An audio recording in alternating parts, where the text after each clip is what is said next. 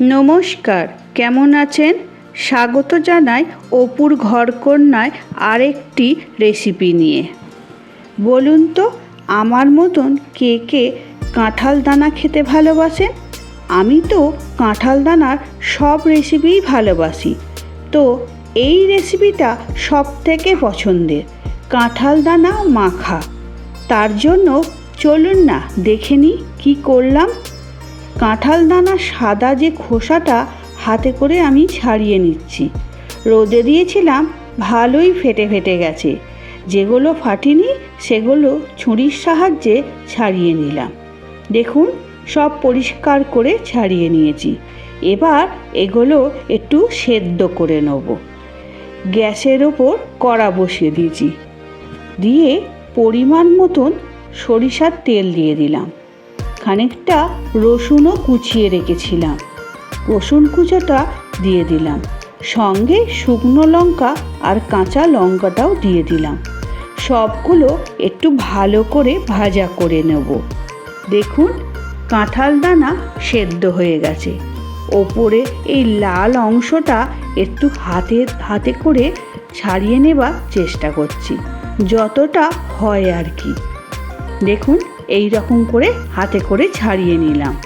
বাদ বাকি সব দানাটাই ছাড়িয়ে নিয়ে আমি হাতে করেই ভালো করে মেখে নিচ্ছি।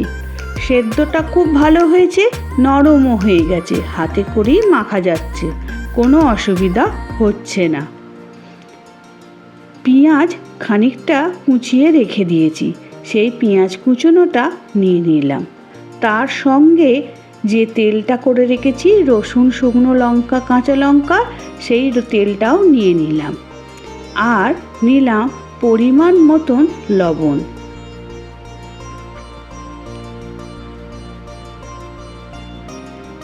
লবণ, রসুন আর শুকনো লঙ্কা, কাঁচা লঙ্কা আর পেঁয়াজ আগে ভালো করে ডলে ডলে মেখে নেব। তারপর সবটা নিয়ে ভালো করে চটকে মেখে নেব। এইসব সেদ্ধ মাখা হাতে করেই বেশ ভালো হয়, আর তার টেস্টটাও খুব ভালো হয়। অন্য কিছুতে মাখলে এত ভালো টেস্ট কিন্তু আসে না, যেটা হাতের মাখাতে আসে। আমি গোল পাকিয়ে নিচ্ছি।